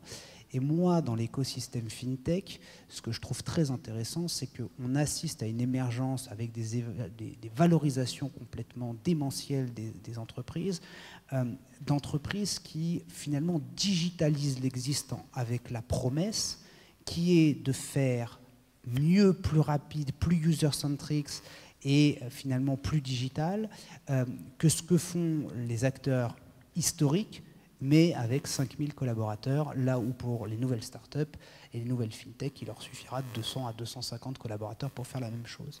Donc aujourd'hui, on a une tendance de fond vers un financement de la digitalisation, et la société à 2 vitesses que tu décris et que tu imagines, je la constate déjà, je considère qu'elle est déjà existante, et on est en train d'aggraver cette situation jusqu'à un point de rupture qui pourrait s'avérer être irrécupérable si on ne change pas drastiquement notre fusil d'épaule. Et là-dessus, j'engage la responsabilité de tous les fonds d'investissement et de tous ceux qui détiennent les clés des financements aujourd'hui. Oui, c'est un point que je partage complètement. Alors moi, je voulais rajouter, bon, il y a eu en 2020 une floraison de startups qui se sont créées, c'était même colossal, et c'est vrai que le financement ne va pas là où il faut. Et je pense qu'on est quand même en contexte de crise et qu'on revient sur des savoirs, enfin sur des réflexes un peu ancestraux où finalement on ne prend pas de risques. C'est pareil dans l'intrapreneuriat, les grands groupes qui ont lancé des programmes entre guillemets éthiques, intrapreneurs. La motivation première, c'est l'innovation. Alors on met beaucoup de choses en France derrière l'innovation. Alors on va dire que l'innovation pour moi c'est transformer les idées en factures à un moment donné, il faut qu'il y ait un marché. Et on est beaucoup dans l'idéation, donc on a plein d'idées. Et puis derrière, qu'est-ce qu'il en devient? Pas grand-chose. Les fonds d'investissement que les grands groupes créent vont regarder les startups, attendre que ça marche, et puis peut-être investir dans une startup quand ça marchera. Donc le risque, ils ne le prennent pas. Google y compris, évidemment, il y a le fantasme de la marque Google, mais c'est pareil. Et puis, on a finalement donc, une sorte d'incubation externe, et puis, de rares fois, une spin-off, avec une prise au capital de Thales, par exemple, très récemment, qui prend 20%, et puis qui attend de voir si ça fonctionne, et puis après qui prendra peut-être plus. Donc finalement, effectivement, on ne finance pas l'innovation, et on va tous vers les 14 principes de l'ONU. Toutes les banques sont déjà sur ces principes-là. RSE, politique RSE, donc le Crédit Agricole crée un incubateur de start-up, le village by ICA, donc très bien. Mais finalement, ça sert à quoi? On finance quoi? Et je pense qu'il y a un autre point aussi qui est important là-dedans, c'est que le prix, vous parliez du prix, le juste prix, je me souviens en tout cas une époque où la division du travail, Ricardo, Smith, la mondialisation, c'était pour avoir le juste nécessaire, le juste prix. Et aujourd'hui, on est tombé dans l'excès et qu'en fait, finalement, effectivement, est-ce qu'on a besoin de payer 2 fois plus cher pour quelque chose de bio? J'ai tendance à dire que non. Et j'ai tendance à dire qu'on devrait presque payer le prix presque normal, en fait. C'est presque normal d'être bio. Voilà, donc c'est vrai que c'est un sujet passionnant et qui demanderait sans doute une session, moult sessions peut-être, moult workshops et ateliers pour définir une sorte de charte. Et voilà. Merci pour ces échanges très enrichissants.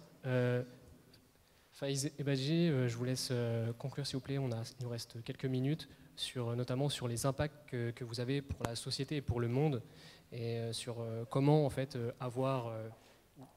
comment multiplier les impacts à toute échelle, puisqu'on a vu justement les problématiques d'une part financière, environnementale, sociale, écologique. On voit qu'il y a beaucoup de problématiques aujourd'hui. Donc selon vous, comment peut-on faire? Est-ce que Est-ce que vous avez des idées, peut-être des solutions, peut-être des innovations? Merci. Merci. Et, je partage un grand nombre des propos qui ont été donnés juste avant. Moi, je pense qu'il y a un point très important, c'est le pouvoir.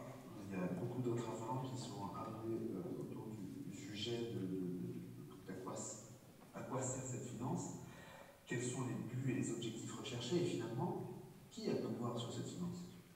Et je pense qu'aujourd'hui, le vrai débat est de savoir, M. Rousseau tout à l'heure disait que le pouvoir a pu être concentré parfois chez certains gérants dans le but quasiment unique que de rechercher du profit. Et finalement, le pouvoir de cette masse financière, il revient à des gens, et ces gens ont délégué le pouvoir de leur argent. Et c'est là où, quelque part, il y a un vrai sujet, c'est effectivement qui a le pouvoir sur la finance. Et qui a le pouvoir sur la finance signifie finalement que c'est aux gérants, aujourd'hui, c'est les gérants qui ont une action d'investissement, c'est les gérants qui peuvent commettre des erreurs, ou c'est les gérants qui peuvent faire inflater des valeurs qui n'ont pas forcément de sens ou de durabilité, c'est les gérants qui posent ces problèmes aujourd'hui. L'épargnant, monsieur tout le monde, madame tout le monde, n'a pas forcément le savoir de ce qui est fait de son argent finalement.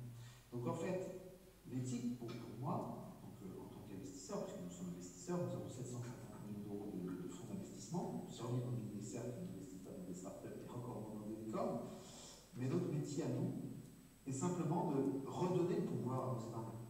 De dire, voilà, vous nous confiez votre argent, on a des milliers d'investisseurs, et à ces investisseurs, on leur doit la transparence. Et surtout, pour moi, la transition, elle passe impérativement par un transfert de pouvoir. C'est-à-dire qu'il faut rendre à ces acteurs, finalement, qui donnent le pouvoir aux gens, de leur redonner ce pouvoir.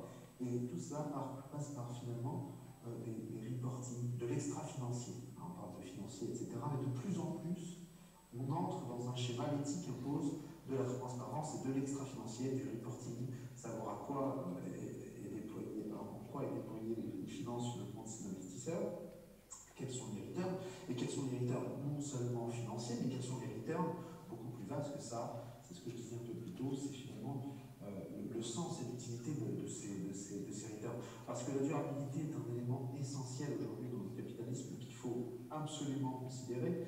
Ce n'est plus simplement que du profit, du risque à évaluer des profits, c'est de la durabilité. Parce que dans un monde qui doit faire face à des enjeux, aujourd'hui on est face à des urgences, on parle de l'urgence climatique, c'est un sujet de tous les jours, et en fait on est déjà en retard. Et au-delà de ça, on n'a pas que l'urgence climatique. Juste avant, l'interlocuteur qui est intervenu juste avant moi parlait des dernières crises qui sont intervenues, gilets jaunes, crise sanitaire, crise financière encore un peu plus tôt, mais finalement toutes ces crises nous aident finalement à cibler encore plus nos problèmes et nos mal. On parlait des nouvelles générations qui n'ont pas le pouvoir aujourd'hui, qui sont prêtes aujourd'hui à s'armer de treillis, de s'habiller en treillis pour justement prendre le pouvoir de faire changer et évoluer les choses. Et je pense que c'est une très bonne chose. Le seul problème, c'est qu'elles n'ont pas le pouvoir aujourd'hui, elles n'ont pas les parts, elles n'ont pas les moyens. Et c'est à nous, justement, en tant que gérants, de changer notre méthodologie.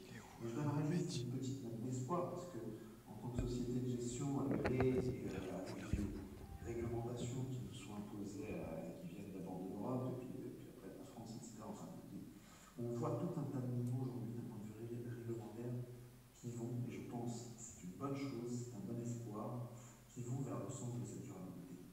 Aujourd'hui, la taxonomie européenne va contraindre les gens à réfléchir différemment sur leur méthodologie d'investissement. Alors il y aura du greenwashing, il y aura beaucoup de greenwashing, il y aura beaucoup de fausses convictions, de fausses éthiques. Il y en aura, c'est vrai, parce qu'il y en a déjà, et vous avez vu le champ de DWS, enfin bref.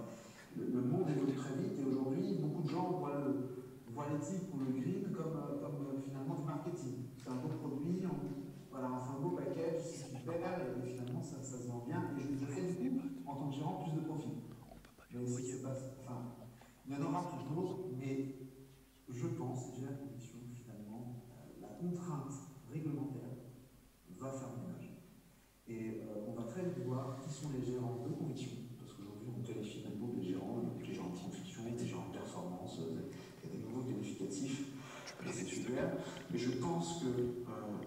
l'émission, l'éthique, et redonner le pouvoir finalement à celui qui investit, alors on a très important.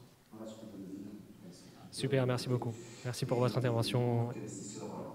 Nous avons à cœur finalement de toujours mesurer, parce que finalement on investit dans des actifs réels.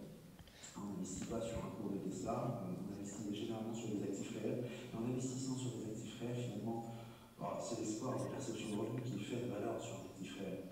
Mais finalement, on va pouvoir, à travers une stratégie réellement éthique, agir sur d'autres leviers.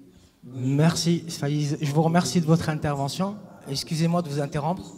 Vous m'entendez? De plus en plus d'informations extra-financières, que de plus en plus ces investisseurs vont reprendre le pouvoir, demander à leur gérant qu'est-ce qu'il y a dans mon fonds, à quoi sert mon épargne, et vont aller rechercher de lucidité, de sens. Et les crises passées vont nous aider, je pense, je l'espère, en tout cas j'en fournis l'espoir, parce que sinon je ne ferai pas ça, je ferai de la gestion de performance, mais c'est pas dans notre éthique, et ça ne fédère pas nos équipes. Elles sont fédérées autour d'un sens et d'une éthique dans nos activités, et j'espère que tous ces outils vont permettre aux épargnants réellement de reprendre le pouvoir. Merci de votre intervention. Je me permets de reprendre la parole. Nous avons eu des intervenants qui nous ont enrichi le débat. Je vais transmettre la parole à mon camarade de classe afin de conclure cette soirée et de revenir vers la remise des prix. Merci. Merci Mohamed. Merci à tous les intervenants pour la qualité de ce qu'ils ont délivré comme prestation. Donc il me revient la tâche de conclure. J'avais préparé une conclusion, mais je ne m'imaginais pas qu'on aurait des interventions aussi larges. Et donc on va essayer de faire la synthèse rapidement avant de se quitter. Donc ce qu'on souhaiterait, c'est qu'avant de se quitter, on soit certains d'avoir bien compris l'objet de cette conférence et ce que sont venus nous délivrer comme message les intervenants qui y ont participé. Donc on aura compris qu'à la base de l'éthique en entreprise, il y a une intention, il y a de l'engagement, il y a une prise de responsabilité, une nécessité de transparence, une nécessité de rétablir de la confiance entre l'entreprise et ses parties prenantes et puis son environnement de façon plus globale. Que tout cela nécessite quelque part un socle sur lequel se fonde cette éthique, et ce socle doit être identifiable. Il faut que l'entreprise également pose des objectifs et qu'elle déclare quelque part ces objectifs dans l'idée de la transparence et pour ramener cette confiance entre l'environnement, les parties prenantes et cette entreprise. Et puis il faut qu'il y ait une mesure. Parce que ce socle éthique, déclarer ses intentions, déclarer des objectifs, il faut qu'il soit mesurable, et puis il faut qu'il y ait une reddition des comptes. On le sait, nous, dans le culte musulman, à quel point la reddition des comptes est quelque chose d'important, et chacun doit s'y préparer. On entend que dans l'éthique en entreprise, cette notion sème, qu'elle irrigue en fait les projets d'entreprise.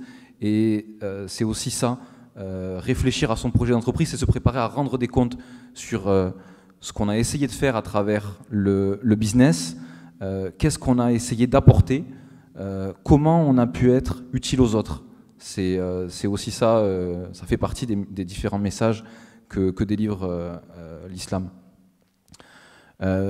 Pour essayer donc de conclure et d'ouvrir le débat, le sujet, de le prolonger, parce qu'on a pris beaucoup de plaisir à organiser ça et on avait envie de continuer la réflexion.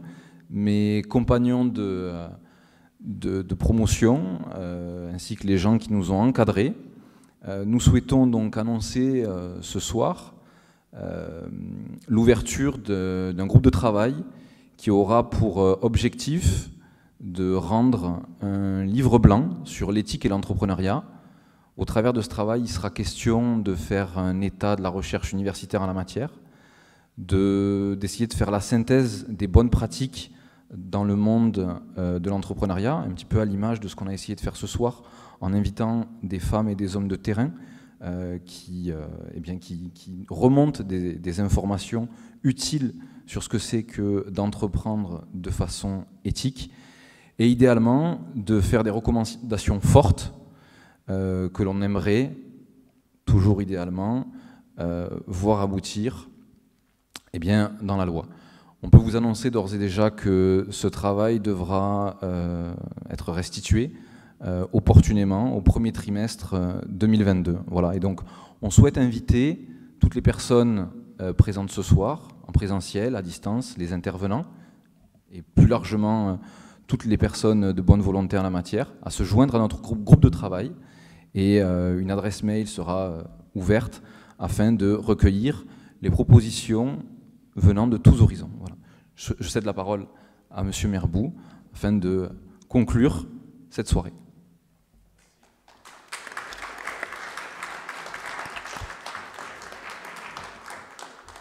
Merci à tous de votre patience. Donc, je suis M. Merbou Kader, donc je dirige cette certification chez Financia et je crois que je vais avoir l'honneur et le privilège d'arrêter cette hémorragie puisqu'ils attendent depuis des mois ce diplôme.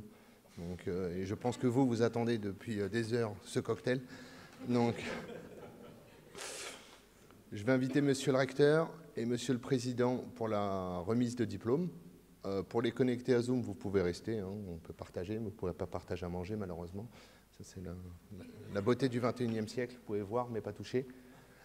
Nos intervenants, je veux vous remercier infiniment, vraiment, et merci de votre patience les concernant. Je sais que ça a été dur pour vous et pour eux aussi, et je vous remercie encore infiniment pour votre participation à tous. Messieurs.